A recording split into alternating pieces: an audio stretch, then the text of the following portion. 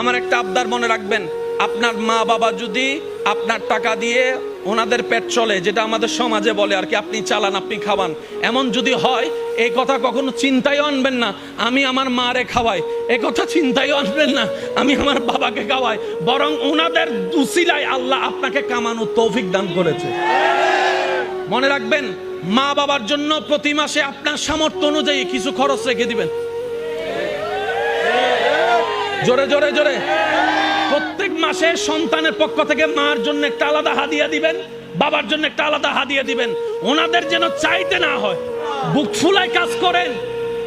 মার জন্য দেন, বাবার জন্য দেন। ঘরে বউ থাকলে বউকে বলেন, ও বউ, তোমার মা বাবা রেখে আসছো, আরেক মা বাবা এখানে আছে, আমি আমার জন্মদাতা মা বাবারও খেয়াল রাখবো।